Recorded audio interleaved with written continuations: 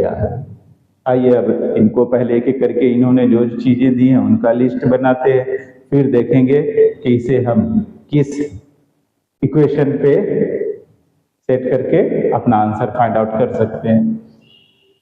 सबसे पहले mass of the stone 1 kg दिया है, इनिशियल वेलोसिटी 20 मीटर पर सेकेंड है, डिस्टेंस ट्रेवल्ड 50 मीटर के बाद वो रुका है तो 50 मीटर उसने डिस्टेंस ट्रेवल किया है। तो इस तरीके से m equal to 1, u equal to 20 and s equal to 50 आ गया है। Since the stone comes to rest, अब कोई भी चीज अगर रेस्ट की पोजीशन में आ गई है तो अब उसका तो फाइनल वेलोसिटी 0 हो जाएगा, इसलिए यहां हम भी final velocity v equal to 0 लेके चल रहे हैं। आगे देखते we know that force equal to mass into acceleration होता है, और हमारे पास तो in order to find the force we need to find acceleration, क्योंकि मास तो दिया हुआ है, हमें चाहिए acceleration.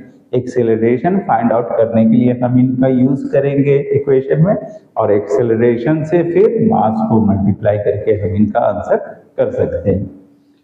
So, in order to find the force, we need to find acceleration A of stone by using third equation of motion. अब acceleration के लिए हम इस इक्वेशन का यूज करेंगे और एक्सेलरेशन को पहले फाइंड आउट करेंगे। v स्क्वायर जो फाइनल वेलोसिटी है वो 0 है, u square initial velocity 20 square equal to 2 into A into 50, हमें ए को फाइंड आउट करना है। अब 250 100 हो गया, 100 ए इस साइड है और 400 ये बन जाएगा, तो 4, और क्योंकि ये माइनस वाला साइन, ये 0 से माइनस होना है इसलिए माइनस की यहाँ पे मार्क है, नेगेटिव में आएगा ये, -400 इक्वल टू 100 ए, और जब इसे शिफ्ट करके काटेंगे तो a इक्वल टू हमें देगा -4 मीटर पर सेकेंड। अब हम इस फॉर्मूला पे यूज करेंगे force equal to m into A, force equal to mass into acceleration. अब हमारे पास मास भी है और एक्सेलरेशन भी है।